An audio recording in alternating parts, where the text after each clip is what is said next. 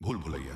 खोया अतीत 2047 वाराणसी। दुनिया की सबसे पुरानी नगरी के नीचे दबी एक गुप्त भूल भुलैया जिसे सदियों से कोई नहीं देख पाया।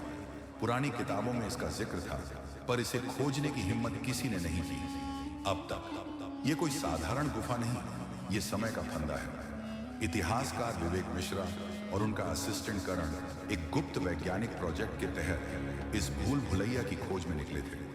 उनके पास थी एक पुरानी पांडुलिपि जिसमें लिखा था, यहाँ समय कैद है, जो अंदर गया उसका अतीत उसका भविष्य बन गया। अंदर जाने का एकमात्र रास्ता एक रहस्यमयी दरवाजा जिस पर अजीबोगरीब संकेत खुदे थे। करण हंसते हुए बोला, सर, कहीं ये सस्ता हॉरर मूवी वाला दरवाजा तो नहीं? लेकिन जैसे ही विवेक ने दरवाजे पर हाथ रखा, चारों ओर तेज रोशनी फैल गई और जमीन हिलने लगी। भूत, भविष्य और एक भूल वो दोनों अंदर पहुंचे तो देखा, ये कोई आम गुफा नहीं थी। ये एक मल्टी डायमेंशनल भूल भुलैया थी जहां दीवारों पर छायाएं नाच रही थी।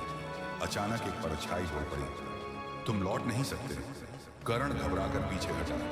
सर, ये कोई प्रैंक तो नहीं?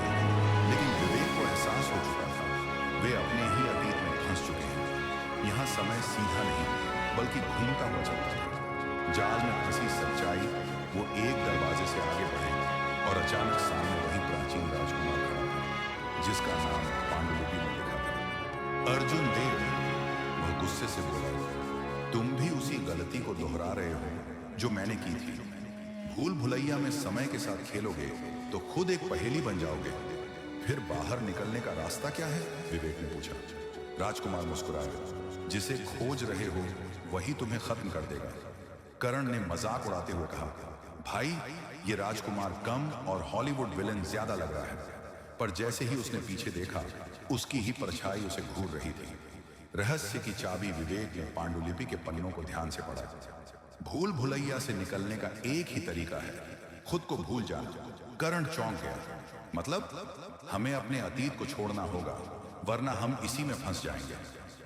अंतिम भाग। विवेक और करण ने अपनी पहचान को मिटाने के लिए उस प्राचीन यंत्र को चालू किया जो समय के चक्र को रीसेट कर सकता था। जैसे ही यंत्र सक्रिय हुआ, एक तेज विस्फोट हुआ और सब कुछ घूमने लगा। अचानक कर्ण की आंखें खुली।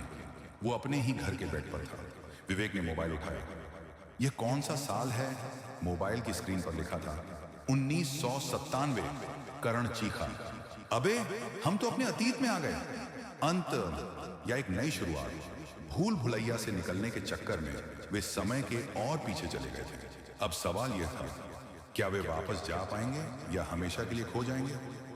अगला अध्याय, खोया वर्तमान।